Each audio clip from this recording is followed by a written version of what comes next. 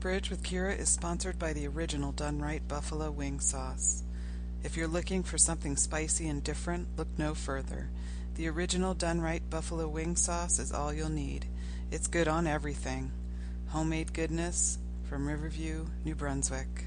Shipping's available, so check them out. www.dunrightbuffalowingsauce.com.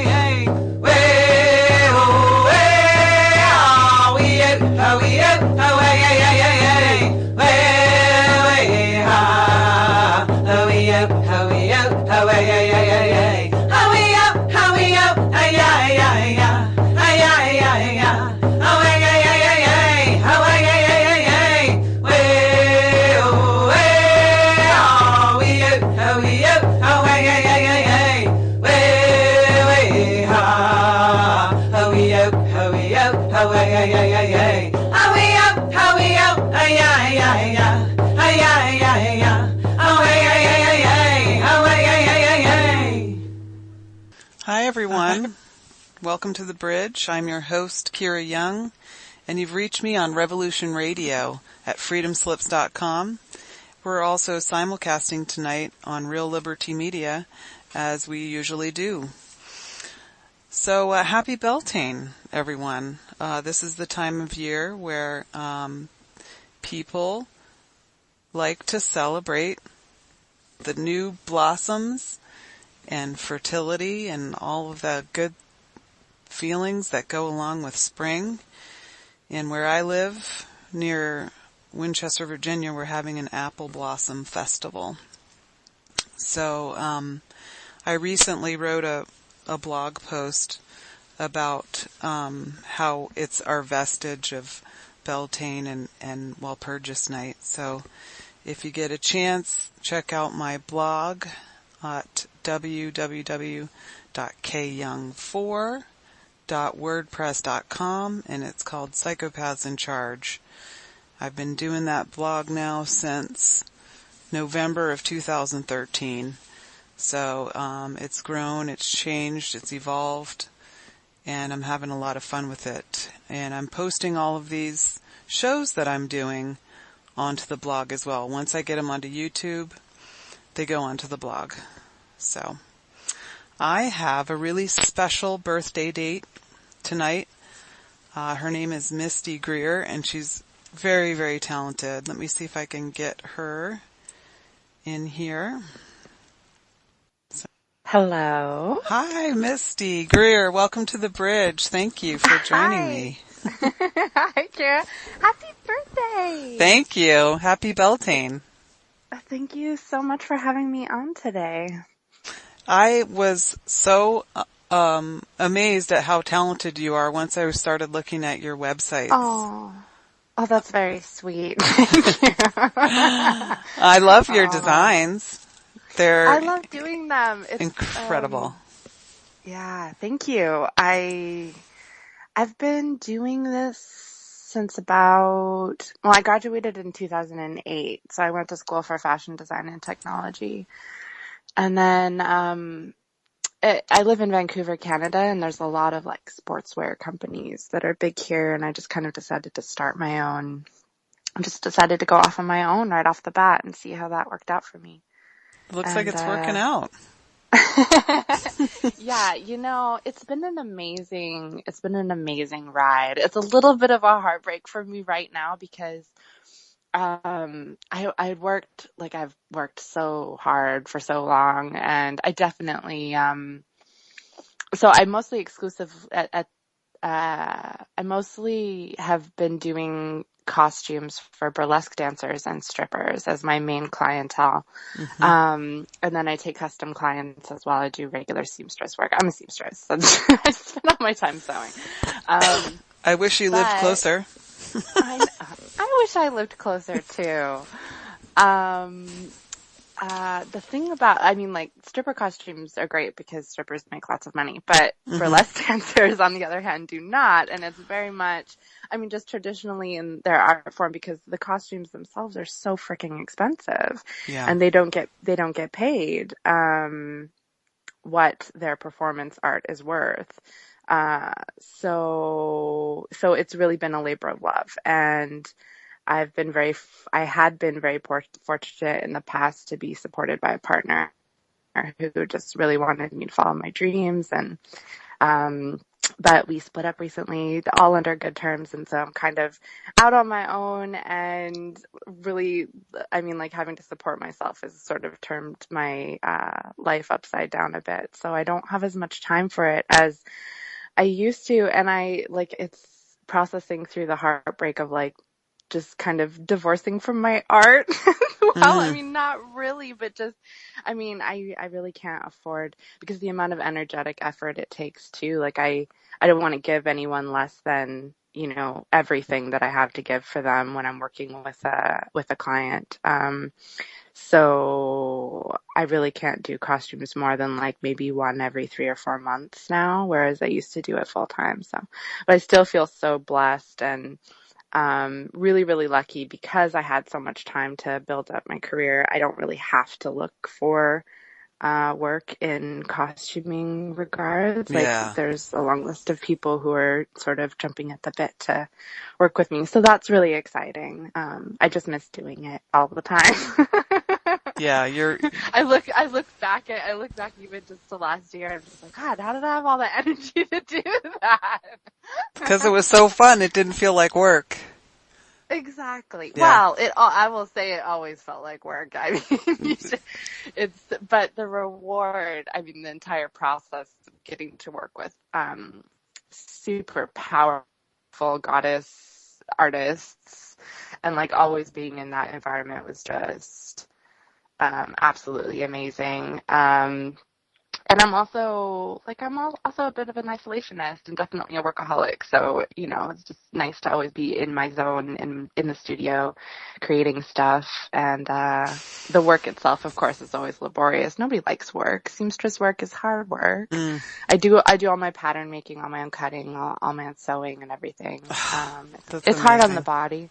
Yeah, it's really rewarding though. It's really lovely to have something kind of take shape in your hands and see it evolve over weeks or months or however long it takes. And then, you cry your tears, you shed your blood, pin pricks and scissor snips and tears of happiness and tears of joy, lots of sweat all go into it. And then my favorite part is always just releasing it and being like, okay, bye. So it's I tend to forget all of the things that I've worked on until I see them on stage in front of me. And it's always the most amazing moment. I remember last year at the Vancouver International Burlesque Festival, a client of mine who works or who lives long distance. So I didn't actually get to fit her or see her rehearse at all in the costume. It was something we worked on long distance, and it was a mega piece, and it was so beautiful, and it was so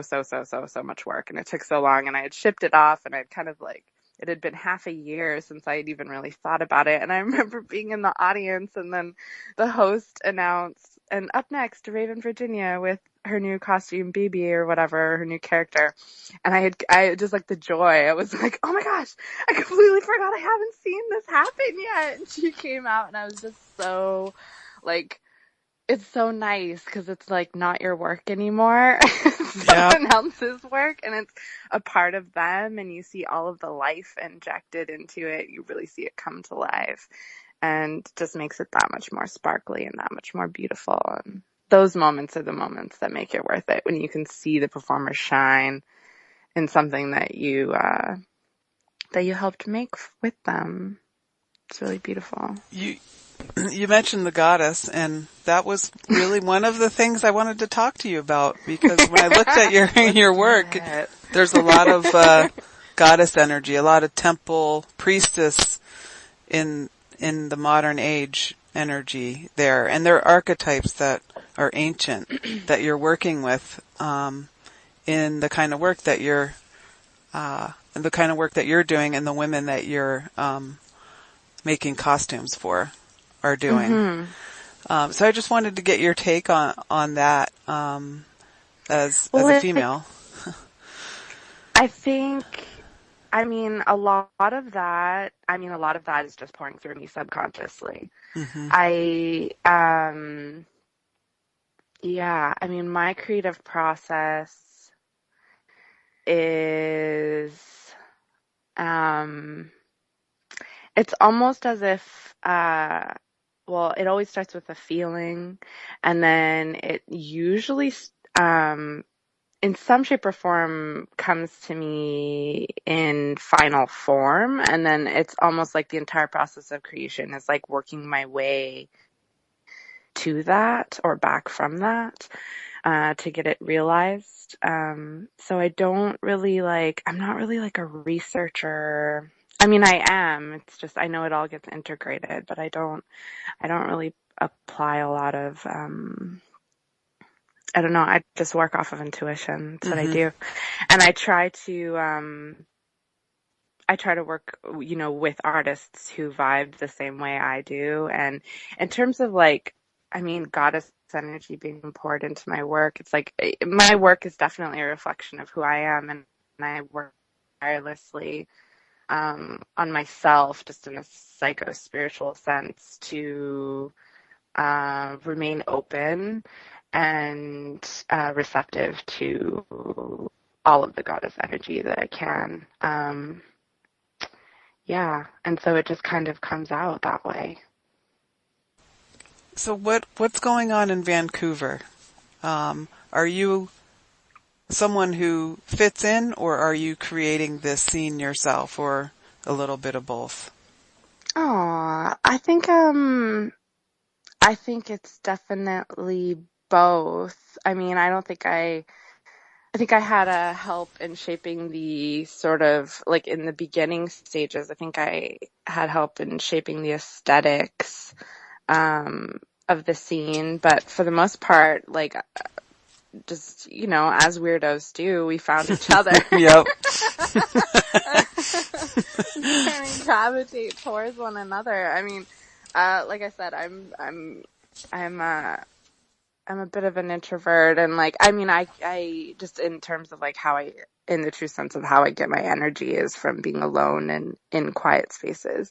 But definitely a social butterfly. And I remember when I graduated school, I was just kind of looking, because I had already, had in mind that I wanted to start my line. And it was very sort of like rock and roll, updated take on the retro pinup look. And so I was just kind of like going out to burlesque shows whenever I could see them. And, sure enough, one show after another on the dance floor, started meeting all of who are now my closest sisters and fellow goddesses, and we all just kind of grouped together. And for instance, I always refer to her as my wifey, but Lola Frost is one of Vancouver's best known names and international performer. She's absolutely amazing. We sort of grew our careers together. So right when she was getting her legs in burlesque and sort of getting a name for herself, I kind of bumped into her and was like, hey, I'm trying to start my own thing too, and let's grow this stuff together. And we did. We've had a beautiful run of our careers together. So in that sense, I think just in terms of her being a international performer and a teacher and such a well-known personality, and she's always out there wearing my stuff. So in that sense, I think I've like kind of helped influence aesthetic wise. But yeah, I mean, there's definitely a solid group of weirdos out here. It's awesome. I need to go there because I'm a fellow weirdo for sure. You do need to come. I do. You're welcome to come and visit me at any time. Wonderful. I have my passport too. Stay with me. Yeah. Oh, that's even better. So weird how we need a passport now to go to Canada. It's like, it's so ridiculous. Yeah, it's really, really bizarre. Mm-hmm. So how did you get involved with the synchro community? The synchro mystic community? Yeah.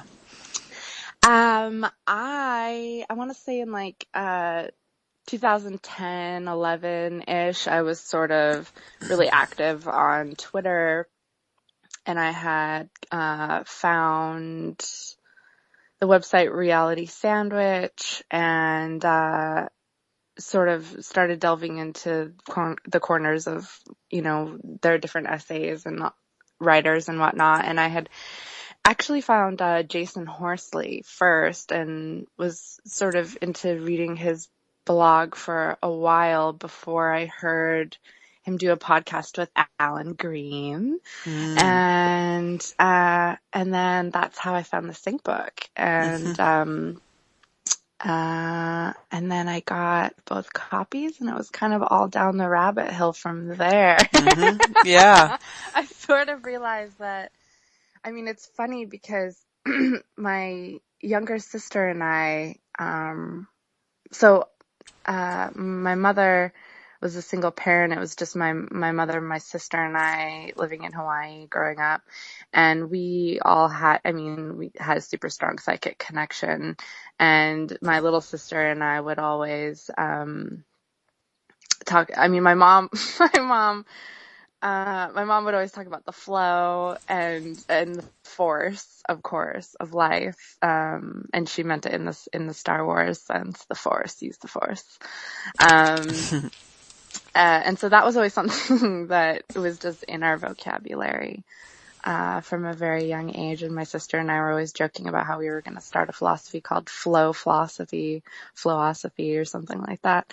And anyway, it was just really funny when I finally found this whole community of people sort of speaking this language around the same thing that I had kind of had awareness of my whole life, but just didn't have a name. Didn't have names to put on the things or a language category. Yeah, I didn't have the language for it. So once I started, delving in, I mean, gosh, so much fun.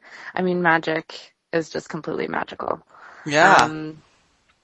And it kind of changed the way, I think because I already had such a deep-seated well of like knowledge and life experience that once I learned the language, just like an explosion. And it was sort of like, that moment in the movie The Matrix when you can start reading the patterns of everything, and it just was simultaneously really overwhelming and really, really beautiful at the same time. And so that's kind of how I found myself with. And then there was the Sync Summit in 2014, and that was in Olympia, which is just 5 hours south of me. So I couldn't pass up the opportunity to go. Right. And that was so much fun. It was so much fun getting to see, because I was fairly new to the scene. Like, I think at that point when Olympia happened, I had been interviewed on 42 Minutes, and that was it. And that was sort of my introduction to the scene. And then we went to Olympia, and then after that I was on Always Record, and that was kind of but anyway, it was just really interesting getting to see everyone who like hadn't met in person sitting there hanging out for the first time in real life and just shooting the shit. And that's what I need to do. Yeah, I mean, it was so much fun. I mean, there were formal presentations and stuff, but for the most part, it was just so great. Again, it's like weirdo language, you know? Hmm. Like it's so nice to be able to sit in a group of people and you can just say the weirdest shit and there's not really any like, I mean, for the most part, we all kind of know what we're talking what we're talking about. We may have our different language sets, but it's like we kind of all understand where we're coming from. So it's just really refreshing not to have to give an entire back history and set everything. You know, like it's fun talking to new people and like especially now because I've integrated so much of like my sync hobby, or I mean, it's not a hobby, it's my lifestyle. I should say I've come out of the closet as a full fucking weirdo. But a fully magical weirdo. A lot of my friends in the burlesque scene I always like, I don't know that I'm a hard person to talk to, but I feel like before it's like they knew what they had to talk to me about. Like we could talk about fashion or burlesque or whatever. But since I've been a little segregated from the scene, it's really cute to see people who haven't seen me in forever come up, give me like the biggest hugs, and then like immediately they're like, "So what's with the number 42?" And like, what? I have What's all going these on there? curious, yeah, all these curious eyes. Like, you keep talking about synchronicity. What is all this? I don't understand what you're talking about. And it's always, of course, really fun to sort of like jumble my way through that conversation. Like, where do you start with people? Yeah, I don't that's know. right. You know, like It's I hard to find it harder. capture. Like, It is hard to capture. It's not. I feel like it's not that hard to capture with women when I'm talking to women, hmm. because I feel like, I mean, not to be stereotypical, but just we are allowed to be more intuitive, and we've always been taught to be that we are allowed to be intuitive. So I So think why are you explain. like the only woman then? I mean, there's not many women that in. Um, I think because with well, a couple of things. I think that um,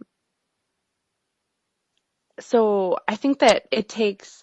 I mean, in order to, well, it depends, but I think to be like if you're talking, I'm not the only woman, but if you're talking about being outspoken and just like visible, Yeah. then I don't know. I think it takes a certain amount, like you have to be comfortable with the intuitive, magical, ethereal sort of side of things, but you also kind of have to have an intellectual grasp on the other side of things and be grounded as well. But mostly it just takes confidence it just takes confidence to be able to talk about these kinds of things. I'm by no means an expert in any regard, but I'm just a hopelessly shameless person. No, because I mean, I So, really look for women and like in the kitchen sink, and I mhm. look for other women, and it's Well, online. All I Sybil, see are men. yeah, I That I know. love, by the way. I don't, Of course. yeah. I mean, and I'm by sure, the way, yeah, I know Alan it's says hi. Alan Green says hi. Aw, I had a I love brief him. exchange. Yeah, He's so he's great. an extraordinarily likable person. He really is. Have you met him in person? No, that's why I need Oh, to. When, he's so great. when the Sync Summit in 2014 happened, that was just when I was starting to get to know what it all was. You know, that was Hmm. like right at my introduction. Um, so it would be great. I actually want to challenge my listeners to help me go and to send me. And Yeah. I have this goal of creating a character, as sort of a Yes. nod to Andy Shmushkin and, also a nod to Russ Myers at the same time. Because, my friends used to tease Yes. me about I should have been in a Russ Myers movie because I have gigantic boobs. So Yeah. I want to create this character, after my nickname, which is Amazon Super Vixen. and go to the Sync Summit. Best nickname ever. Yeah. Amazon Super. Well, that covers it. That just about covers it all. Yeah, so that would be a great character, don't you think, to go Oh my God, yes. to Sync Summit as? Yes. And I've always wanted to do the character thing where you completely embody this character, you know, I mean, like Pee Wee Herman. Or, Oh you yeah. know, It's so much fun. Yeah. I mean, I've been doing my Optimisty videos, and that's I mean, like, I haven't gone full force out into the world in that character, but yeah, it's so much fun to compartmentalize and get fully into a character. It's Yeah. absolutely the best. I love it. So, yeah, Alan is lovely. Everyone is lovely. Everyone is lovely. Almost everyone is lovely. it's all good. It's really the best. Like, there's not anyone that I've met that hasn't been just like how I thought they were going to be in some way or some form. So that's really, really nice. And we just did the Boise, well, it wasn't really a summit. It was just it ended up kind of just being a retreat. It was 13 of us shared a house in Boise, and we kind of did some activities, and it was over Easter. But for the most part, we all just kind of hung out and got to know one another better, which was so great because, and again, speaking about Alan, he, you know, in Olympia, he was busy, like, running the whole thing and making sure everyone was happy and taken care of, and but he didn't really get much time to relax and just chill out with us. So it was lovely to have this kind of, like, whatever, just really relaxed meetup where there wasn't really anything that we had to do, and we could all just kind of sit back and talk about whatever, not even necessarily sync stuff, but just kind of strengthen our bond as friends in physical form, because we get to talk to each other all the time, but we don't get to actually physically be with one another all the time. And so much gets communicated in physical world, you know, between bodies that doesn't even get said. So especially the archetype it was stuff. really, really lovely. Yeah, absolutely. Yeah.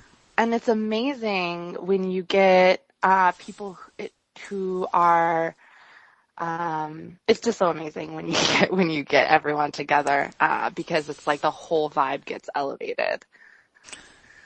So it's really intense. Like, it's actually quite really intense. It's beautiful though. I need that experience. We're going to be doing some shows to let the listeners know about the summit and what's going to be going on. So that's going to be coming up over the next couple of months. We'll have some more sync people on the show and invite the listeners to definitely go and check it out. Who are you having on? We'll have, of course, Alan will be back, and so will Andras Jones will be back. So, and whoever else would like to come on and let us know what they're going to be doing at the summit. Yeah. I can't wait. August is going to be so much fun. Woohoo. Yeah, so I'm putting it out into the universe to manifest it, because I never have enough money to do everything I want to do. So I'm just like putting it out there. Or time. Money or time. Right. And right now I'm involved in this huge lifelong project of, our goal is to obtain food sovereignty for my family, and in the process help hungry families and food insecure families, and with good healthy food instead of food-like substances, which are making us sick. That's amazing. Yeah, so it's lifelong. I mean, it's taken us 100 years or something to become food insovereign, or whatever the word is opposite of sovereign. So it's not easy at all, but definitely worth it. And I learn so much every season about where we are. So you're growing your own food? Yeah. That's amazing. It's a lot of work. And today I am 47, so I'm not young. Oh, that's delicious. I feel like that's delicious. My son is 11, so 4 and 7 is 11. Oh, And when he was 10, I was 46. And when he was 9, I was 45. So yeah, pretty neat stuff. wow. Yeah. But, it's a lot of work. It's quite a bit of work. So I'm hoping that some of these families that we give food to will come and help us dig and plant and hoe and weed and, cause it's organic. See, no, it's like, that's the kind of work that's worth it, you know? Mm-hmm. Yep. And that sounds absolutely amazing. I feel so far removed. I mean, yeah, like I live in the city, so I mean, I am sort of connected to nature in that I'm a 7-minute walk from the seawall and like a 5-minute walk from like our major park here, but I definitely don't have a connection with the land on a daily basis in that regard.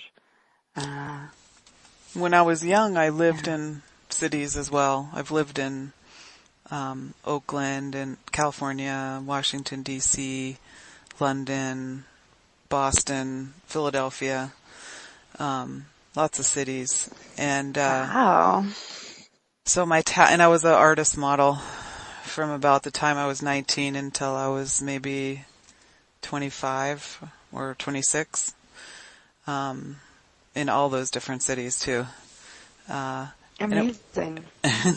It was my task to learn to connect to nature in the city, because nature is in the city too. It's just there in a different way.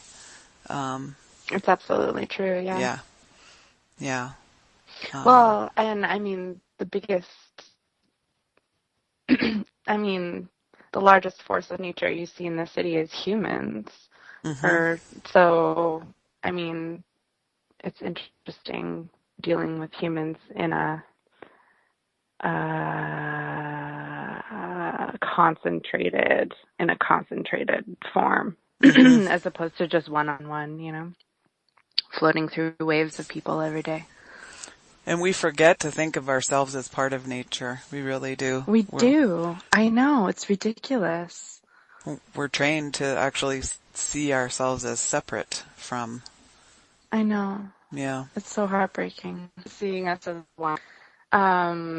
So yesterday I just recorded another Optimisty video. I've had plans for another like bigger one in the works forever, but again, just finding like so my, because I haven't had as much time to do costuming for other people, I figured what I'd like to do is integrate sort of like what I would do every other year or so. I would usually do a fashion show just for myself, just for fun, and obviously just to drum up creative interest for my clients and stuff, and show them what I am capable of doing. To inspire them as well. But anyway, it's obviously a very expensive venture to do such a thing. And so I miss it. And I was like, how can I integrate still just making like one-off pieces into my hobby now with what I'm doing with the Optimisty videos? So ideally what I'd love to do is do like a higher produced video like every other month or so and ramp up the costuming and just make it really epic and out of control. And then maybe edit all the videos together at the end of a year or something like that and sort of just release it as I don't know, maybe do a show that way. I mean, I'll have the dresses, so I could probably even just do a fashion show with the looks at the end of the year, which I think would be really fun. So anyway, I've been wanting to work on my next major piece, but I haven't had the energy, and I just had 3 days off in between. So I'm working as a commercial stylist now, so a wardrobe stylist in film and commercials, mostly just commercials. It's really fast paced, and film is insane. The hours are so long. It's like a minimum of 10 to 12 hour days. And then Yeah, so you definitely feel like you're sort of sucked into a time vortex and lose giant chunks of your life. Yep. And then come out the other end like, whoa, where am I? What work have I been doing? Okay, this is the thing, and this is the hardest balance for me is, when you're doing work on multiple levels, and like I personally can feel when I'm working in my sleep, you know? Mm-hmm. And so when I'm sleep deprived and I'm working in 3D fleshy life, like at my commercial job, I go and I run, and it's like very fast paced, and there's just like not time to stop and think about anything, which is the opposite of what my creative work used to be. I used to have all the meditations and time in the world. And it's just funny, on my days off now, I just have to sleep for like days. I have to sleep and like catch up on my sleep. And I wake up feeling like almost more tired and exhausted because I'm neglecting my work in these other realms. Mm. It's been definitely hard. The transition has been really hard on me in that regard. So,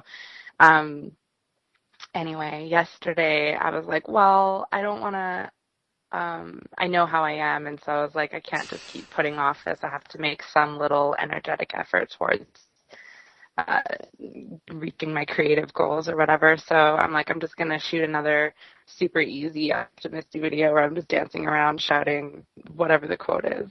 And so yesterday, I was just looking through your post today. Your website is freedomslips.com. Mm-hmm. And so yesterday I shot video. It's just me dancing around. But the quote is, freedom is the will to be responsible for ourselves. And so I love that so much Yep. because I shot a little like warm-up video, which is just really close up to my face with the bottom half of the mask resting over my eyes, and then it's just my lips saying freedom is the responsibility, or freedom is the will to be responsible for ourselves. How so very really cute. anarchy girl of you. Yeah, it is, but it's also, but we are ourselves, Mm-hmm. It's anarchy, but it's not. It's, I don't know. Yeah. We need to take care of all of ourselves. Yep. We forget. We do We're forget. not encouraged. We're encouraged not to, actually. And we're encouraged to feel guilty for actually taking care of ourselves.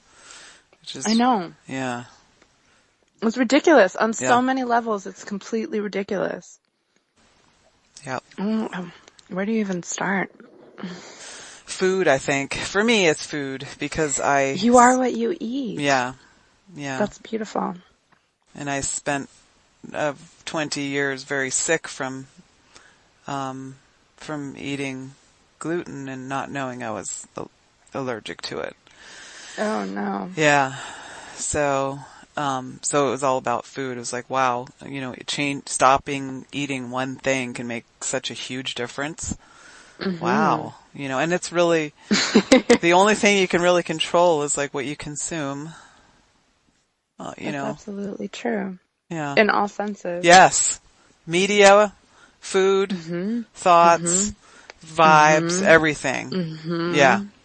Yes. Yeah. I wish mine was food. I love food so much. I wish that my starting place was food. Yeah. I think my starting place is vibes. Vibes. Vibes. I always try to connect through vibes. Yeah. I feel like, so I think at the beginning of the call that I went through some pretty big transformations the last year and a half, and it's all good, and it's all very much based in love. I got married to this beautiful man when I was 17, and we were young and in love. I lived in California. We eloped to Las Vegas, and we were best friends at the time. He's from Norway originally. So it was it was a little bit, we're crazy and in love, and also we don't want to break up. You stay here and live in the country, and let's do this thing. And we always kind of said to each other that, like marriage didn't, at least from my perspective, when I got married, marriage didn't really mean anything to me other than that it meant I got to keep him at the time. And so it was like, when this, when this stops working for either one of us, then it'll stop working. And it didn't. For the longest time, it worked, and it was really beautiful. And we had a great life together. But as people do, they change and grow. And last year, it was just the time. It was the time to move on for both of us. So it was really, I mean, he's still my best friend, and we still talk to each other every day. He lives like half an hour away from me. It doesn't, it feels like a separation just because of how close we were for so long and how young we were when we first got married. I mean, we really did grow together. We grew up together into the beautiful adults that we are today. Of course, it's heartbreaking in the sense that I don't have him in my space every day, but in return, I get silence. Yeah. And yourself. Space, and my own space, and myself, which is the most important part. And it is so amazing. I can't tell you how much I love living alone. It's so nice. It's so lovely. That's an amazing sync. Because when I was 19, I met my first husband, who was British. He was Irish, but he grew up in northern England. And it was the same sort of situation that he would have gotten, deported if I didn't marry him. But we had a big, family wedding, and his family came over, and it was massively huge. And then, it didn't work out because I learned so much about myself. Yeah. That we just changed, and, it happens. That's a pretty pivotal time in your life where you really discover a lot of new things about yourself. I guess really all of life is, but yeah, I mean, you're right. That's absolutely amazing. That's beautiful. I love that we have mirrored stories. Yep. And my second husband, we eloped from California. We went to Reno, but we didn't go to Las Vegas. We went to Reno and eloped. So so awesome. I love that. And I we're don't think still I'm going to have a second husband. Yeah. I didn't think I would either, but done. It just happened. Yeah, I can see how it would. I'm definitely a lover. I am definitely a lover. I am that emoji with the heart-shaped eyes. That is me. Yeah. So yeah, but anyway, as a result of all of this extreme, it was simultaneous heart opening and heartbreak at the same time. Just the depths, the highs and the lows of both sides of those things for about a year and a half. Just the most intense emotional transformations, personal, psycho, spiritual transformations that I've been through. And I really feel obviously it increased my empathy, but also a bit of my psychic ability as well, because I've had a few really interesting stranger encounters in the last year that just seems so, when you're, I don't even know how to contextualize it. I don't even know how to talk about it, but it's you just meet someone in a crowd of people, you talk, it's almost like you're just standing there talking about something that is not the thing you're actually talking about. And you have this really deep connection, and then you go your separate ways. I don't know. It's very interesting. I don't know how to explain it. It almost feels like a medium, but the opposite. I don't know if I'm the medium that's channeling what they need to say, or if I turn them into the medium in the spot and then they communicate. I don't know. It's very strange. It's happened maybe 3 or 4 times in the last year. So yeah, that's been kind of interesting too. Just having all sorts of powers awaken within yourself when you go crawling into the deep, dark spaces of who you are. Yeah. Yeah. And they can be exciting and scary at the same time. Oh, absolutely. Yeah. Fear is a thing. It's a thing. It's there. It is a thing. It is there, and it needs to be broken constantly. It's a wild child. So what's your strategy there with conquering fear? For breaking fear? Mm-hmm. Oh God.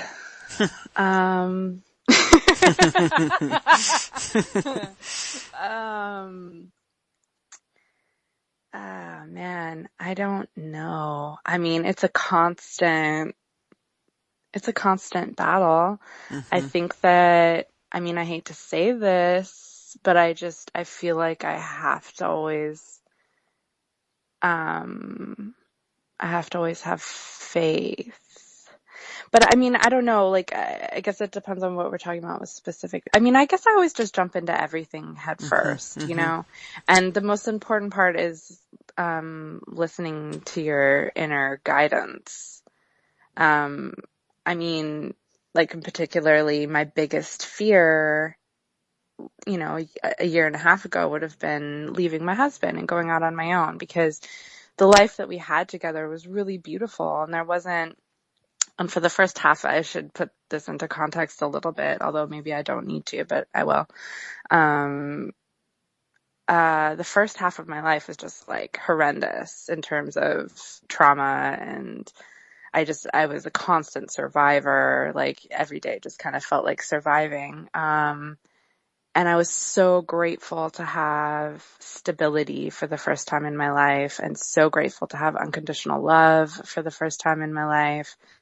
That the idea of stepping out of that for, and again, what you just said, self-care, taking care of ourselves, the idea of stepping outside of that just to explore what was waiting more for me, my own personal growth, was horrific to me, because it was like, why would I give up all of this for something I completely am unsure about, but I'm obviously being called towards? Like, obviously I felt so deep inside my soul that I was being called towards just really needing to stand on my own 2 feet and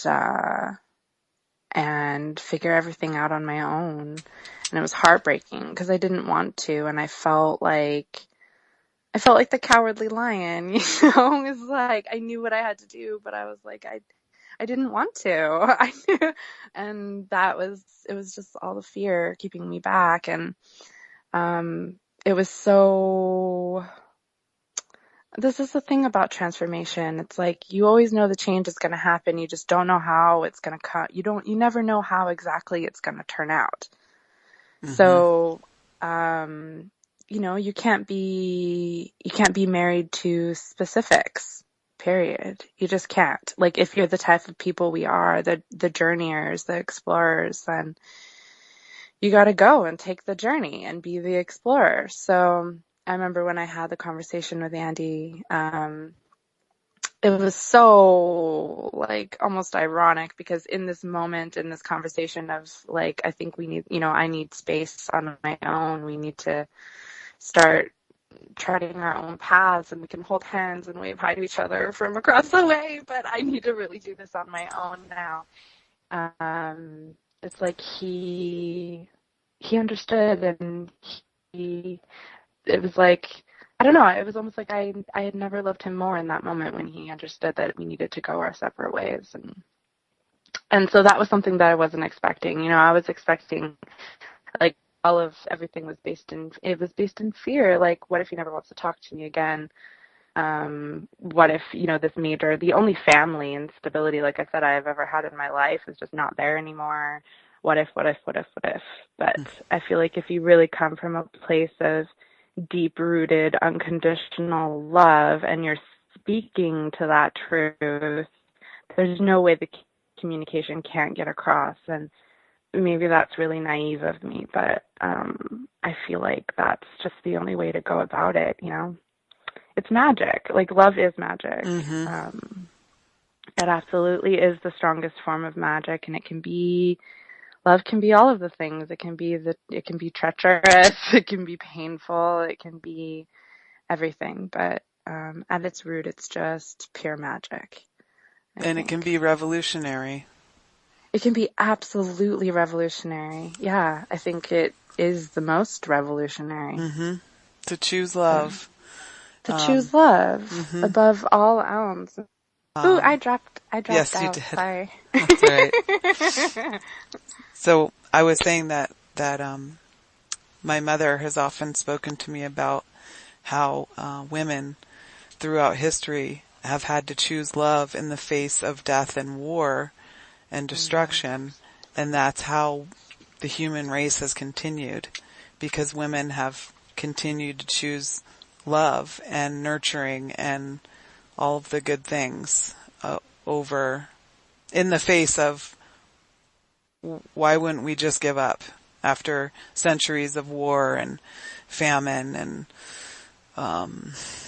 all of the things that the elite have piled onto us, but yet there's still new life. We still nurture new life. We still pull ourselves out of the depths of depression to make sure that others are cared for. You know? Yeah. Yes. All of that. Yes. I mean, I don't, at least in my personal experience, I don't know how to do anything other than that. I think it's like, okay, so when you spend a lot of time meditating on your work in different levels than just face value 3D fleshy worlds that we live in, you realize how important it is to add to our evolution. And if you are in a position of awareness, aka power, then you have no choice. I mean, John often makes fun of, do you know John McGuire? Have you talked to him at all? Ever? No, I haven't. I would love to. He's a great conversationalist too, but he often gives me shit for always coming to this point where I'm like, I feel like I don't have a choice. Like freedom of choice and will is not a thing. Like if you did, I feel personally that, once I've delved to a certain degree, certain depth, I just don't have a choice in my actions, yes, I could say to myself, well, I chose to change my life or whatever, and move out and do things on my own. But if I'm being really authentically honest with myself, I didn't. And it's the same thing on a larger scale, like as above, so below, the work needs to be done. You can't give in to what we see and experience here in this world, because it is so limited compared to what actually exists and what we actually are and how we are actually functioning. It's like, the most basic comparison is like we only see a small spectrum of the colors. Right. Because we're not evolved to pick, we haven't yet either allowed ourselves to know in our beings that we can see more than that, or we just haven't evolved to that point yet. And either way, there's work that needs to be done. Mm-hmm. And so, yeah, it is hard. It is absolutely fucking hard and disheartening and disillusioning to be fully awake and fully fucking open. That's the hard part. A lot of people, I feel like, are awakening, and then,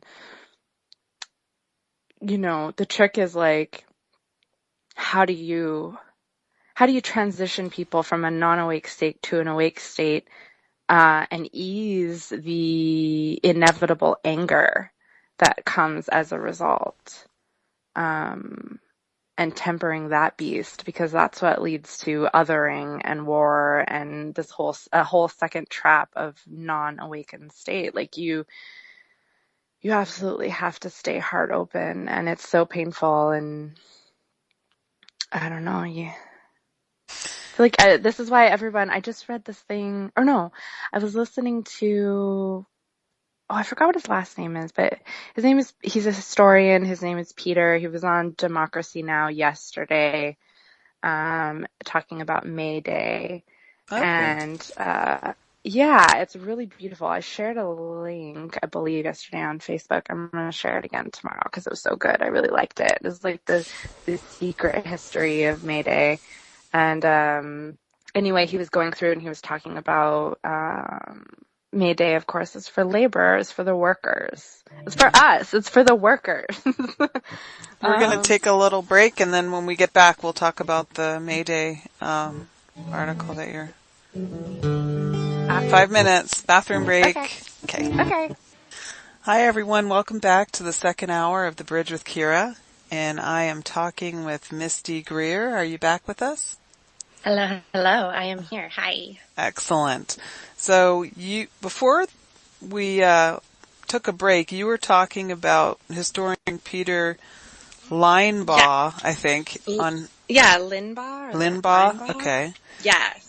And he wrote the incomplete, true, authentic, and wonderful history of May Day was the... Very cool. Yeah. So he was on Democracy Now! Talking yesterday. He gave a great little history of May Day as the Workers' Day, as Laborers' Day. And actually it's really funny because the day before, or 2 days before, I was on a call with my friends Hannah and Kaylee, who were also who are two women in the sync community. And they were at Boise with me as well. Anyway, we were all on a call and we were talking, and I had said something about how I just finished reading, last month I finished reading Manly P. Hall's Freemasonry of the Ancient Egyptians, and they were talking about, I was just kind of mulling over the Hermetic idea behind breaking your day into threes, the 8 hours for sleep, 8 hours for play, 8 hours for work. I was just kind of trying to go through, I mean, like, so I'm meditating on this every day, like, okay, I need at least 8 hours of sleep, but then how do we define work and play? Right. Because sometimes, like, sex is very important to me, but sometimes that feels like work. Do you know what I mean? Not just in the physical act, but like, as a woman who is embodied in her sexuality, like, I do a lot of my emotional work through sex and sexual energy. So, is that play or is that work? Like, it's both, I guess. All right. Yeah, it is both. See, do you count that as double hours? And then are we time travelers because we're doubling our work time? Like, there's a lot going on. But anyway, in Peter's little segment, he talks about how one of the tenets that the workers' rights people were in favor of was the 8-hour workday, 8 hours for sleep, and 8 hours for what he says, what you will. So I thought that was a kind of funny sync and got me excited because I was just talking about that same thing the day before. I don't think I get 8 hours of play. Right. Yeah. I need more play. You need more play. You need more play. Although I do have a funny thing that I say now that I'm 47, and that's, I never knew 47-year-old bitches got this much play until I turned 47. Yes, queen, yes. Oh man, I have so many friends who are in their, or so many beautiful women who are in their 40s are just like, you don't even know. Like, you don't even know until you get here. And like, just looking at me like, this is what you have to look forward to. I'm like, yes, God, I'm so thankful for all the beautiful, strong women in my life. Yeah. So thankful. Yeah. So I forgot what I was going to talk about with May Day, but whatever. Well, it's funny that you're talking about May Day because before I pulled you in, I was talking about, it's being Beltane and, Purges Night, and how where I live, in Winchester, Virginia, we have this Apple Blossom Festival. And, it's totally commercialized and, just, crazy and everything. But I had this vision this week while I was driving through the apple orchards of German and Irish farmers starting it as an ode to their ancestral celebrations of Beltane and May Day. And so I looked on the events calendar and I captured some of the vestiges of those celebrations. And I said, it's still here. We're still doing it, whether we're aware of it or not. We're still practicing these ancient celebrations, just in a different way. So I have it's coming out subconsciously because maybe we're in mass, we're not recognizing it in our conscious waking life, but it's got to come out somehow. Yep. And what it's really about is we think of the May Day with the maypole and the children and the ribbons and the dancing and everything, but Beltane was always a celebration of human sexuality and that connection between human sexuality and our survival, not only in terms of making other people, but the survival of the crops. So, and how we as ancient people were really connected to how our creative sexual energy was what kept us alive and kept us working and kept us playing and kept us happy. So it's so true. Yeah. So true. So one of the things I point out is that it was, as legend has it, it was the first holiday to be outlawed by the church because it was socially acceptable for married people to choose another partner for the length of the celebration. No way. Yes. Really? Yeah. And a lot of neo-pagans are sort of like, well, it's natural at this time of year to sort of your eyes to wander and your thoughts to wander to fantasies of another partner kind of thing. So instead of this guilt about being human, Exactly. It's a cyclical thing. Just go with it and, relax. Don't beat yourself up. I mean, that's sort of true for absolutely everything. Yeah. Yeah. I mean, there is a lot of, it's funny, but there's a lot of freedom. There's a lot of personal freedom to be gained in realizing that, in surrender, basically. That seems paradoxical because the idea of surrendering means you're surrendering to the will of something else, and whether it is your will or the greater will, who knows? But, there's so much that can be let go of that I think people hold on to that keep them back from realizing that truth. Exactly. And so much to learn about yourself if you don't suppress every single thought. Oh my God, I know. Yeah. Or worry about, that's again, it's a daily struggle, especially as artists and emotional beings. I feel like, I'm not going to go out there preaching that everything is really easy for me. It's so easy for me to be shameless and just project myself out there and put it out there all the time. It's not. It's really hard. I second guess myself all the time, and all the time I look back and think did I really say that? Or what is that?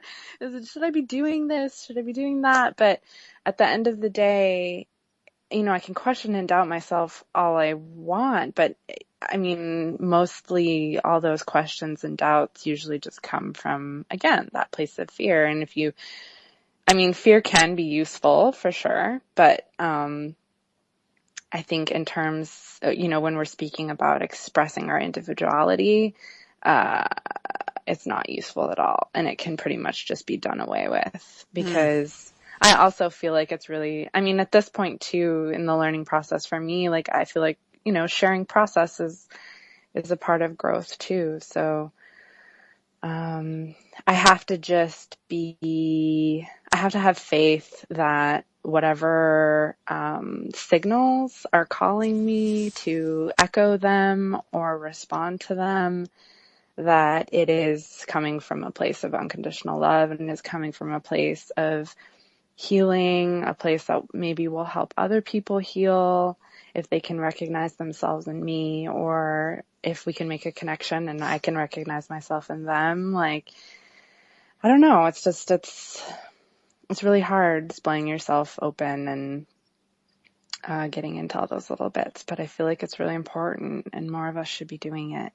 Yeah, and that's what this show is all about. And I question myself constantly, like, what am I doing? Why am I doing this? Yeah. And it's really scary for me every time. But I do it anyway. It is, right? Every single time it's scary. And like every time I do an optimistic video, I'm like, is this the stupidest thing on earth? Like, is this just really dumb? Like, is no one saying anything because they don't want to hurt my feelings? Like, like you go through these like wells of self-doubt each time, and it's just like, stop being ridiculous. It's just fun. Like at the very least, it's just allowing other people to allow something inside their brains to be like, it's okay to play. Like, it's okay to just play and be silly. Mm-hmm. And the thing that I love about the videos, well, I saw the one where you're, it's like a time lapse and you're walking into the ocean. Yeah. You're walking up to the ocean. I filmed that in Hawaii when I had that big suction. Beautiful. Yeah, when you made out with the octopus. When I made out with the octopus.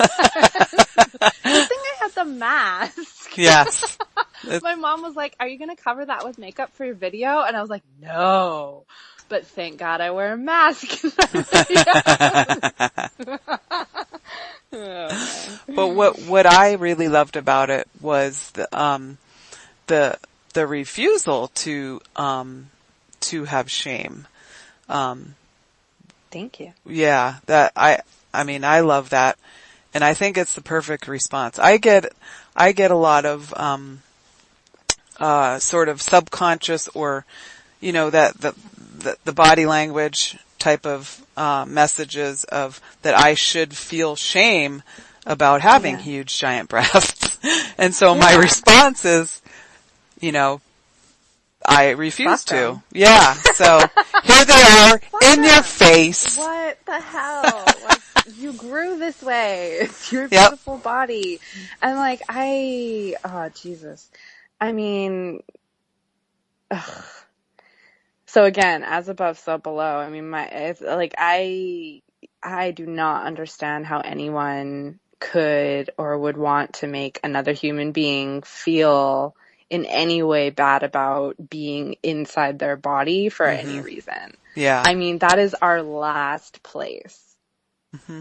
I mean, our bodies are our temples. They are. Mm-hmm. So to make someone feel uncomfortable for that in any way, shape, or form is just such an extreme act of hatred to me. It infuriates me. And so I think it's because people don't feel good in their own body. Well, exactly. Yeah. But that is something that like for the people who are perpetuating that kind of violence, that kind of spiritual and physical violence onto other humans, it's like, ooh, there's a transformer out in my back alley. It's, I don't know. I guess that's what I'm saying. And people need to look inside themselves. It's like, how do you help people with that transition? It's definitely something I've struggled with my whole life because I'm also I'm 6'1", and so oh my God, you are a glamazon. I am an Amazon. Yes, you're my type of woman. You're my favorite kind. Yay! Yay! So I get a lot of that, like, how dare you grow to the size that you grew to? Like I had anything to do with it. It's seriously, that's what I got my whole life. They're like, well, you're too tall. And I'm like, too tall for what? To like walk down the street? To be? Too tall to be, Oh my God, that's so great. Yeah. So, and then I have this twin brother. You be this large. Who's my twin brother is like 6'6" or 6'7", and everyone's like, yeah, that's so totally cool. And I'm like, what about me? I'm cool.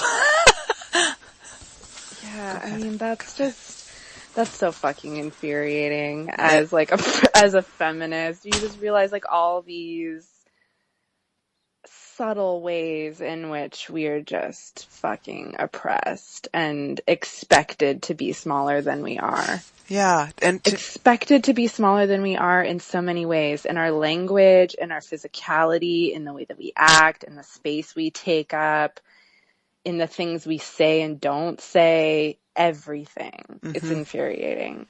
You know, and then like, God, trying to have these conversations with men mostly about just like these microaggressive acts that we have to deal with like on a daily basis that just don't like, they can't conceive of it sometimes. It's so infuriating. What it's like to not be the center. What it's not like to not be completely privileged, you know, and what it means and what it actually means to be privileged, because I am incredibly privileged as well. And part of the process is recognizing what that means in relation to other people, not just like what you have.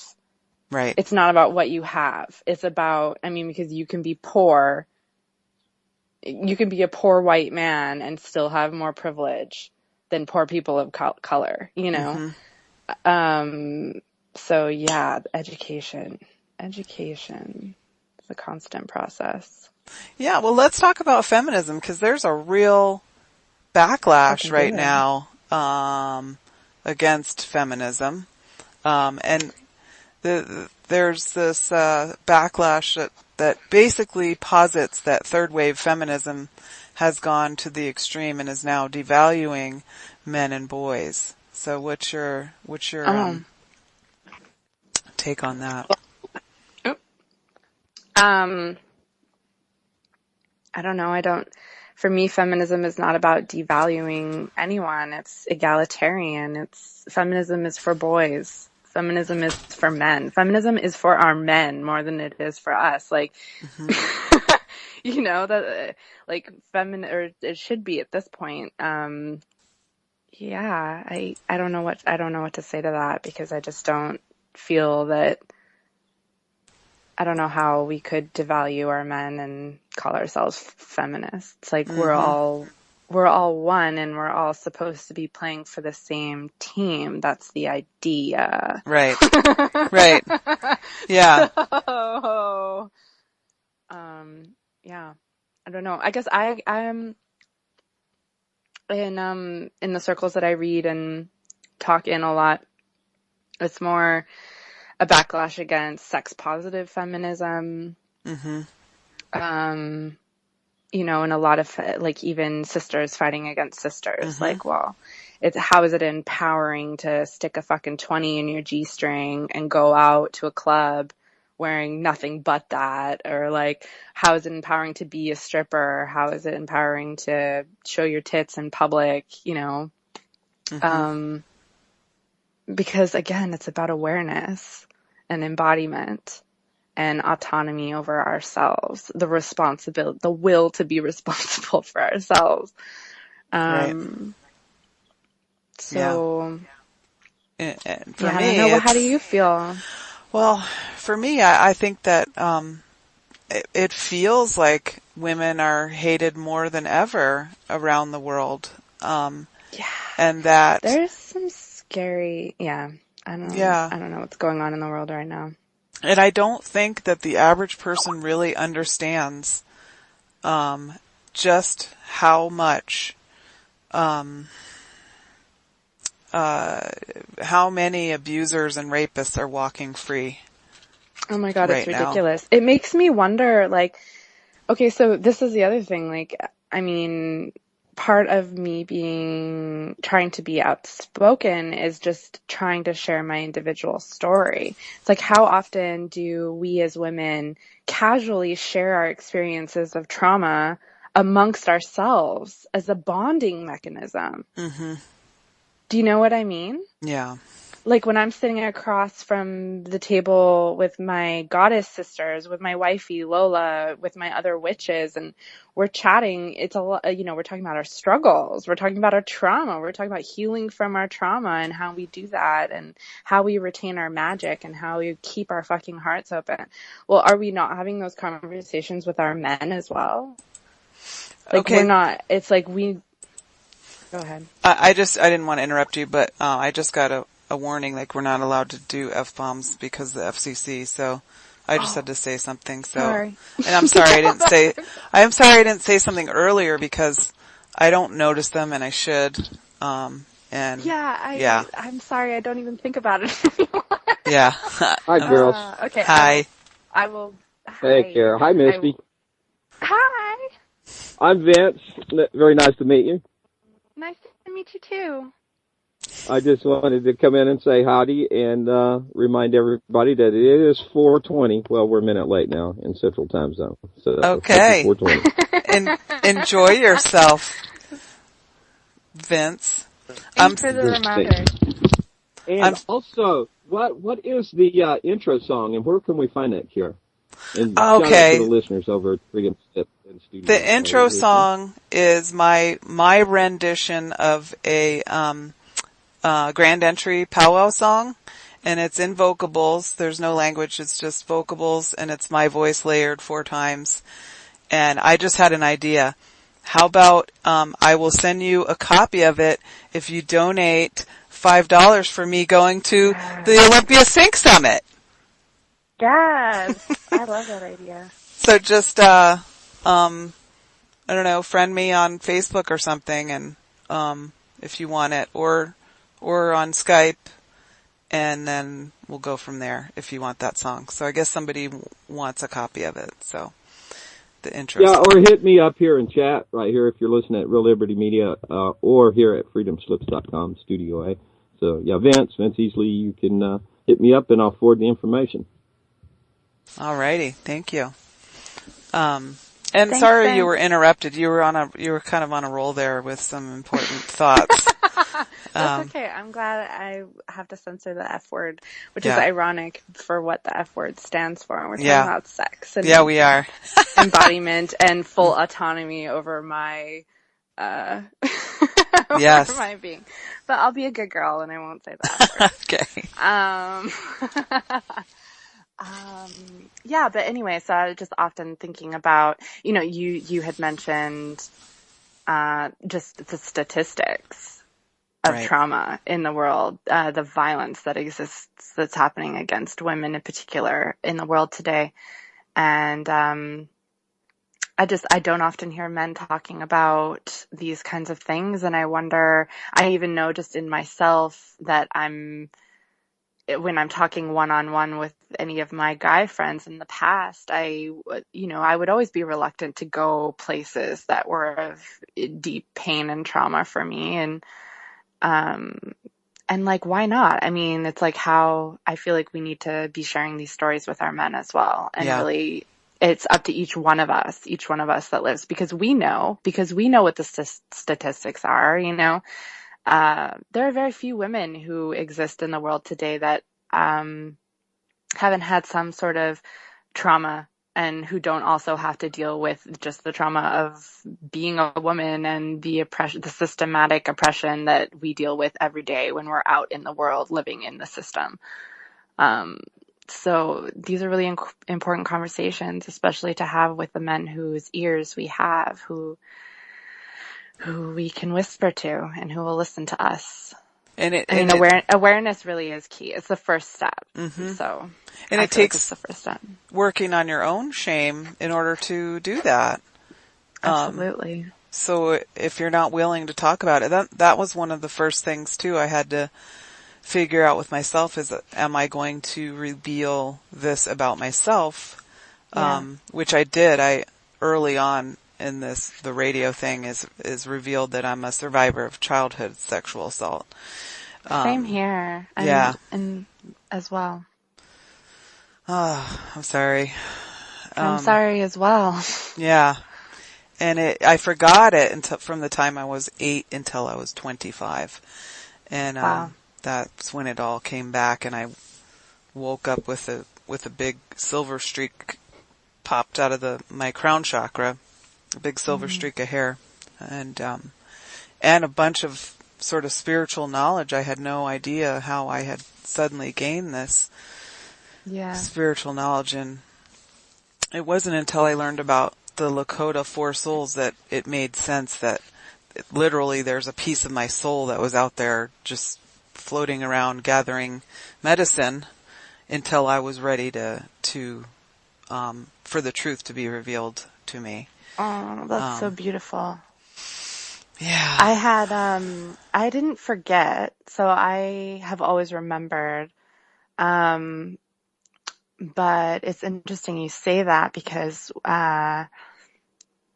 for when I was very young, I developed speech at an early age. And so in the mornings, my grandmother passed away like 3 months before I was born, and I was born in Portland, Oregon, and we lived there for about 2 or 3 years before my mother moved, my sister and I, to Hawaii with her at the time boyfriend. Anyway, I would wake up every morning and just transition from that sort of like lucid dream state and just kind of like stay within that. And I would have conversations with this entity that was always sort of in the doorway, and it was always kind of a shadowy entity. And for years and years and years, I thought I was having a conversation with my grandmother. And though I don't, and I still have this experience in dreams where I have telepathic communications with beings, but it doesn't come to me in the form of language. It just comes in the form of like emotion, feeling, and immediate sort of like knowledge, like integrated knowledge. And then it's my responsibility and my duty to sort that out into what that actually means for living life. But anyway, I remember being told that there would be very specific crossroad instances in my life, and this is when I was like 2.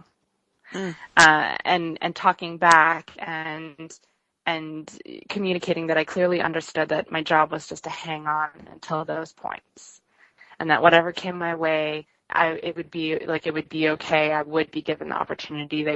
That those crossroad moments would show up in my life. And sure enough, they did. And I feel like this last one was sort of like closing the chapter full circle on that entire past history of my life. And it definitely feels like a new beginning going forward now after this last crossroads moment. But what's interesting is that how I dealt with it is that I kind of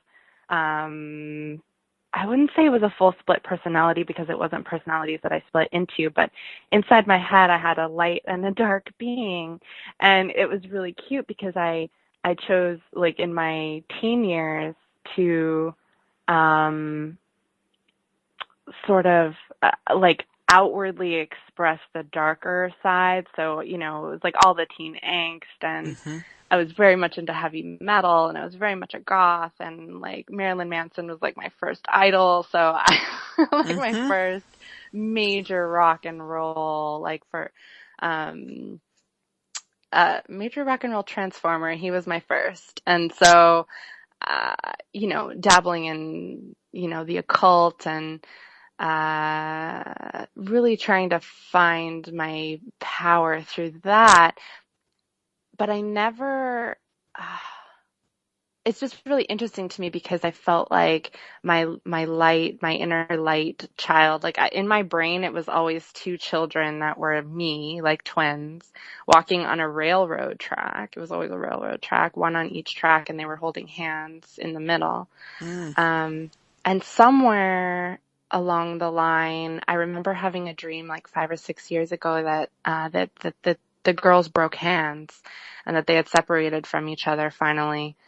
And I don't know, after this last experience, after this major transformation that I've just been through, I felt like it was whichever one of them was out collecting the light, basically came to help me and hold me through all of the most excruciating pain I've ever been through in my life. Like, I think that, like I said, I was a survivor. I I don't know that I ever actually, it's like I could speak of my trauma and I spoke about my trauma. I never got counseling or anything. But I feel like I never actually dealt with it. I never actually emotionally like wept for myself. It was instant anger and just like, shielding myself and surviving and going harder and playing harder and not letting myself be a victim. And that was Yep. very important to me for the longest time. Strength, strength, strength. You're a warrior. Mm-hmm. You don't have weakness. This won't beat you. There are, millions of women and children all over the world who are enduring things worse than you had to. Like all of that kind of inner dialogue for years and years and years. And, something about breaking your heart wide open that makes you not able to hold on to those things anymore. And it was like, it wasn't just what I was going through. It was like the entire history of my life, feeling all the pains and working through absolutely all of it at the same time. And part of me just knew that I wouldn't have had the strength. I don't know. It was very intense. It was very intense. I definitely pulled in some otherworldly magic to help get me through the last year and a half for sure. But I feel stronger than ever, to put it that way, and being more vulnerable in wallowing in those, not wallowing, but really like taking my time to sit in those moments of pain and address forgiveness. For the world, for myself, for the systems that we've created for ourselves. Because it's really more sad than anything. I mean, Hannah and I were talking about this a couple of days ago on our call. She was saying she really doesn't even get angry.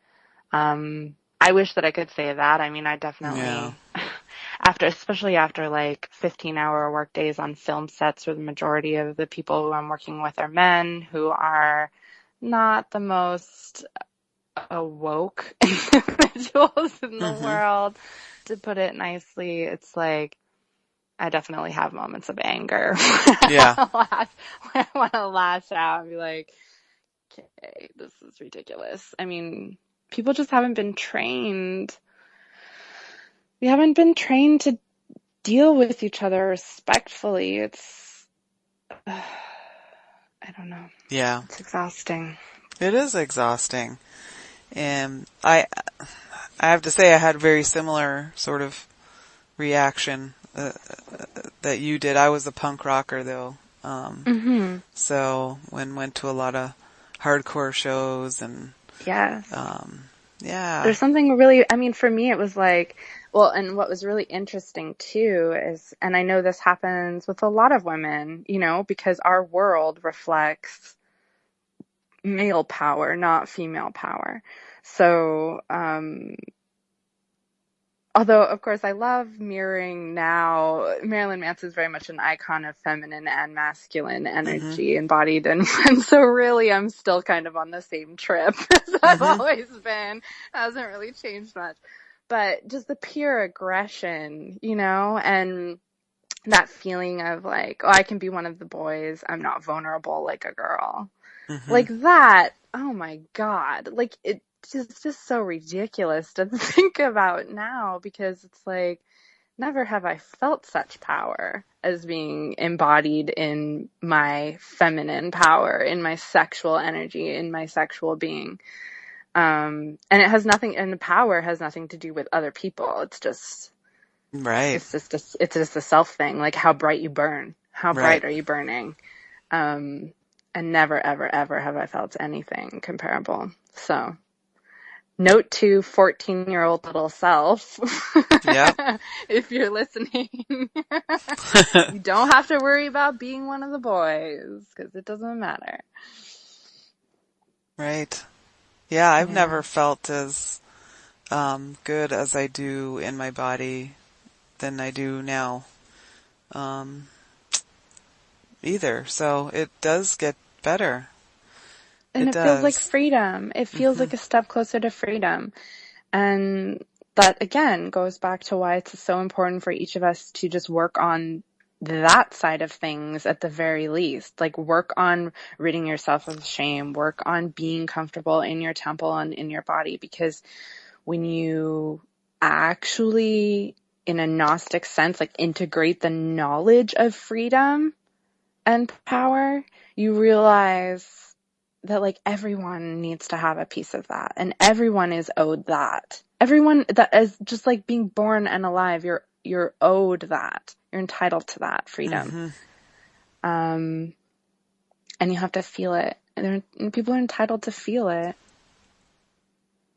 What do you think is getting in the way? I don't know. I guess I want to think that it's just a lack of communication. And that's why I always start with vibes and trying to communicate, even on a subtle level if I can. Because we're all, we are all the center of our own universes, but we are all one, we are all cells of one organism. And you can look at that organism as planet Earth, or as animal species, or as humans, but we're all one collective. And I think that,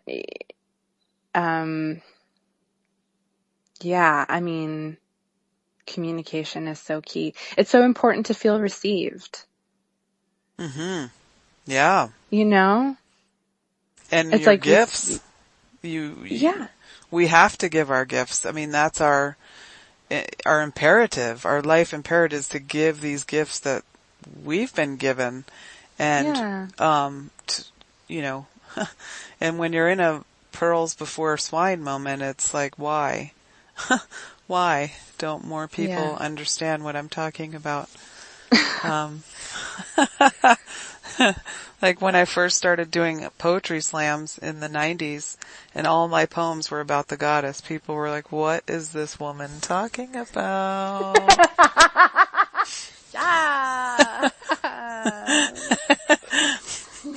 And now they know what I'm talking about. You just have to do it. So cool.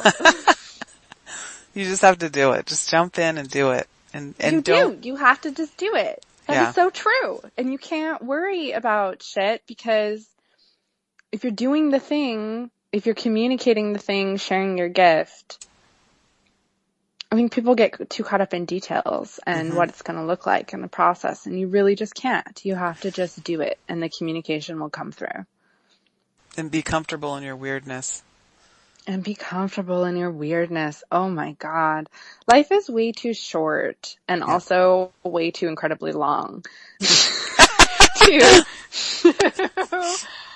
Being stuck here in fleshy form. Like, we can't, I don't know. It's just, we can't create prisons for ourselves. We just can't. We shouldn't. On top of all the other imposed things that we have to deal with on a daily basis, communication is the best way to be instantly free, I think. So just to go back to feminism a little bit. So when I see, I became an advocate for victims, not because I worked, like at a nonprofit or worked at a shelter or anything like that, but because people trusted me in the powwow scene and would come to me and tell me things, and I would find a way for them to escape. So I was appointed by the community. That's beautiful. So when I see these, but at the same time, my mother was actually working for a shelter. So I knew what the laws were. I went to trainings with her. I knew what was going on. It just wasn't a formal thing. It was a community thing that I did. But when I see these memes about, say yes if you think a woman should go to jail for false accusation, it completely enrages me. Not because the pain of a man who's been falsely accused doesn't matter, because it matters. It obviously matters. But because things like that are meant to change people's idea of what reality is really going on here.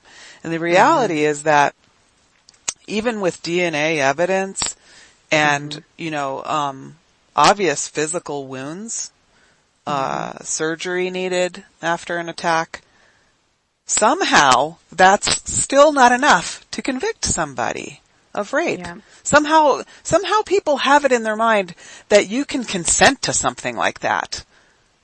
Yeah.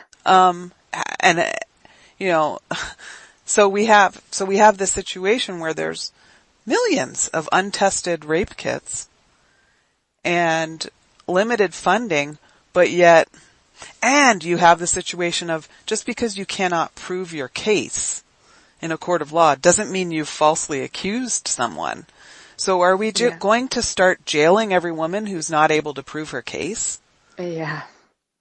And it's already hard enough for women to come forward as it is. No, rape culture is so prevalent. It's so prevalent and so oppressive and so ingrained in everything. It's out of control. And not to mention just for those women who have, it's you look around and you see this kind of stuff happening and you hear these stories from your fellow sisters and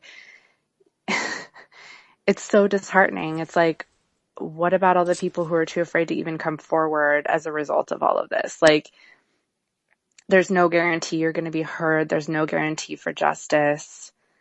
There's no support for all of the psychology that goes into it too, like all the psychology of trauma. It's like what it fucking does to your I'm sorry, did it again. Beep. Sorry. What it does to your what it does to your ability to I forgot what I was going to say.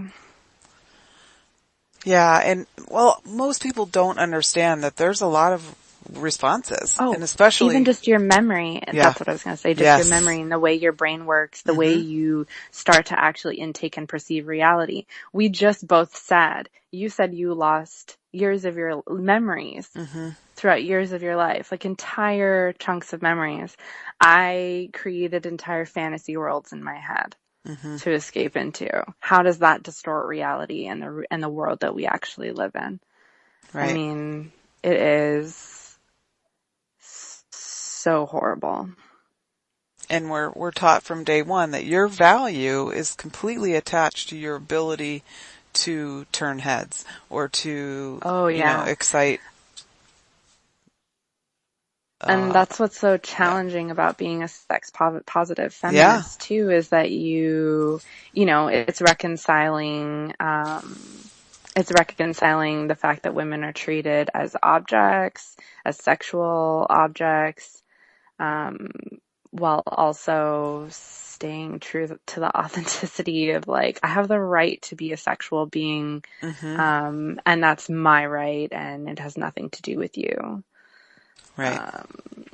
You can't take that away from me. And that was a very important, growing into my sexuality was a very important step in my healing past my sexual trauma, is basically just taking back the power over my body and over my soul. And the refusal of shame. Shame is the worst. And the right to exist in a world where I won't be attacked for being the sexual being that I am. Right. For not having shame. Not being apologetic for it. I'm not sorry. Yeah. It's not my fault. It's not my fault. It's not my fault. I'm sexy. Fault. It ain't my fault. It's not.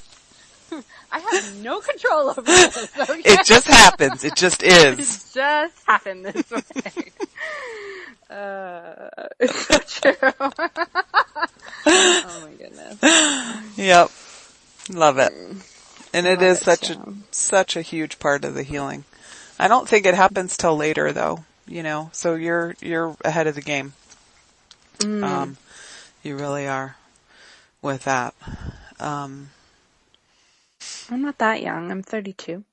Yeah, you're doing good. 32, huh? Mm-hmm. Yeah. Just, That's a great age. it's been really good. Yeah, I bet. It's been really good. I love each year that I get older. I feel more like myself. Yeah. Vince wants to jump in here for a minute. Yeah, come on in, Vince. Jump Hey, right in. here I am. Yay. Hi, Vince. Hi, girls. Hello again.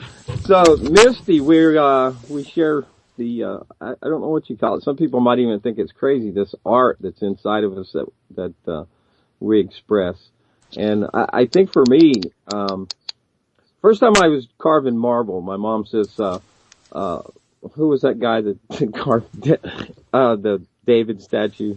I forget. Anyway, so I said, "Well, Michelangelo? Yeah. yes, thank you very Yeah. much." So she says, "How do you do that?" I said, "I just see what's already there and remove Yes. what's not supposed to be there." And I'd never heard that before. She's like, "You never heard that before?" I said, "No, but it just exists." I do rock art, and it's like I see rocks that just kind of come together, and it just appeared for me. Actually, it started the year Jerry Garcia died. And I was out at Lake Mead, and a bunch of deadheads showed up and got dosed real good, and I went around the lake stacking rocks up, and so I knew it was good. The next day I came back and saw that I saw the same thing, but I don't know, somehow it just speaks to me. I was looking at several of your sites. I'm going to go back over here too so that we can be sure to shout those out. Let's see, so you are over, we can find you at mistygreer.com, and That's correct, yeah. and synchromisty.wordpress.com, and also on Vimeo at Optimisty Prime. And so I've been checking out some of your stuff. I just discovered you today through Kira. She's awesome. I also met Marty Leeds through Kira. She has the ability to really bring some great folks together. So it's really, I love really Marty. He's so great. Yeah. He's so much fun to hang out with. He endured me talking about my boobs like the whole show. Oh, I'm sure he did. Endured, quote unquote. You talking about your boobs the whole time. Sure. So I assume, yeah, right. I assume you've been an artist all your life. When did you just really discover that you were an artist, and did it just naturally express itself through, playing with dolls as a little girl, or I mean, in your fashion design? Pretty awesome. I watched a video earlier of some beautiful ladies displaying your garments that you created. Yeah. Yes, it's true. I've always had the artist spirit. I did have, I had Barbies when I was little, and my grandmother was a seamstress. I used to sew and make clothes for my Barbies for sure, but actually, ironically, fashion was not at the forefront of my consciousness for expressing myself through until much later. I used to always draw and paint, and that was pretty much about it when I was young. And then when I was in college, I was studying actually to go to film school, was what I wanted to do. And then right as I was transitioning from all my undergrad work to go into actual film school, I kind of had a little bit of a artistic crisis, and was like, well, I'm not sure I actually want to go into film and do that as a career. I don't really know what to do with myself. And Andy at the time was kind of like, well, you spend all this time making yourself clothing and stitching things together and making these elaborate costumes just to go out or just to wear every day. Why don't you go to fashion design school? And it was just something that never even really occurred to me until he mentioned it. And I was like, that's brilliant. I didn't even realize that I was doing this thing the whole time. And then when I found myself in design school, it was definitely unlocking a hidden talent. As soon as they showed us how to use the machine and how to draft and make patterns, it was something I just kind of fell into naturally. And then I had all of the creative vision to kind of back it up. So it was a perfect storm of skill meeting, play and fun. Because for me, dressing up has always been play and fun. It's always been a part of who I am, putting on a mask, my clothing. It's like RuPaul, my favorite quote from RuPaul is, "You're born naked, everything else is drag." Yep. And that's absolutely true. Like Absolutely. everything. Our skin is drag at this point, you know? So.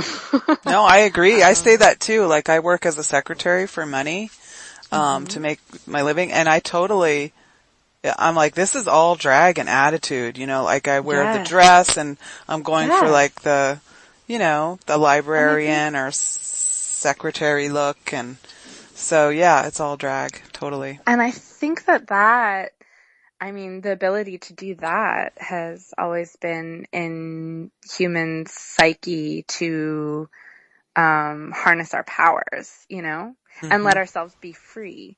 Like, people love dressing up. And the second you get them dressed up, it's like they have permission to be their inner weirder self. Absolutely. Or to be their superpower, to be their spirit animal, to be the glamazon they always wanted to be a boy, to be a girl, to be anything. Anything.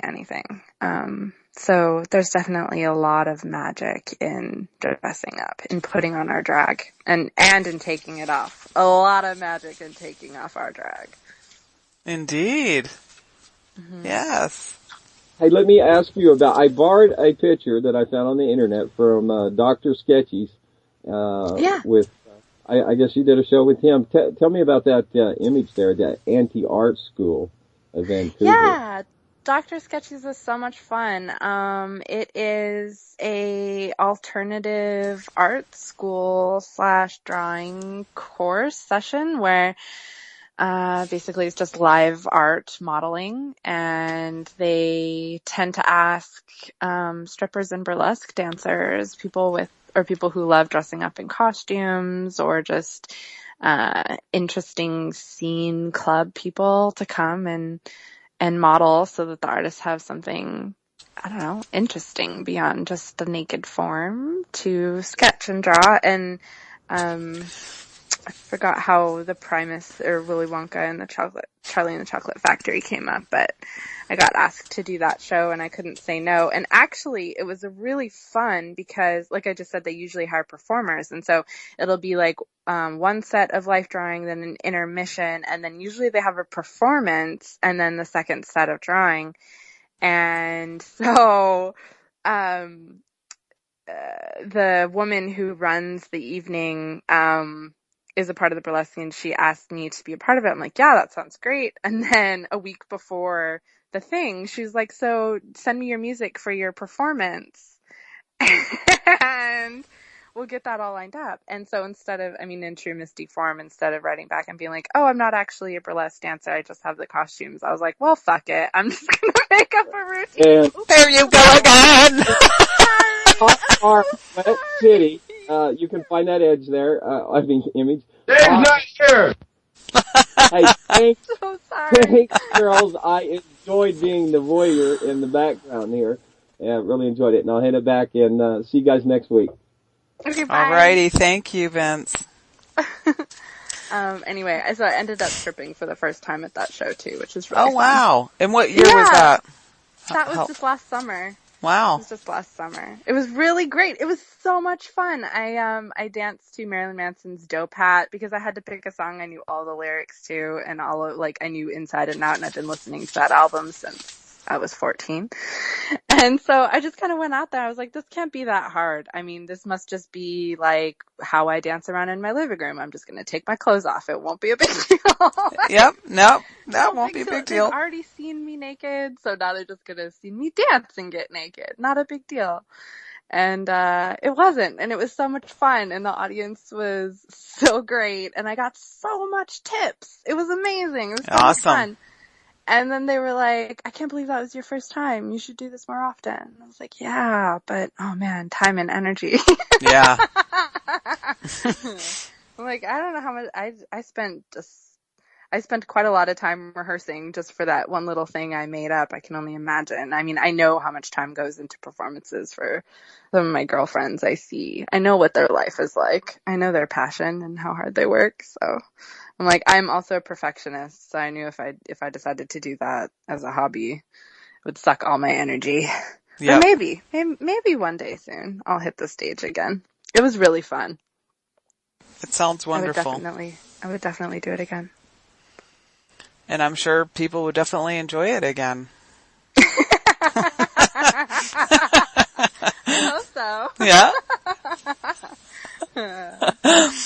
And I also that same summer, I also did Naked Girls Reading, which was so much more up my alley in terms of comfort zone. It was also really great.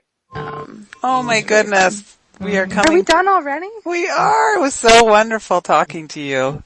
Thank you so much. Fun talking to you. Thank you for having me on, and happy birthday and happy May Queen. Yay.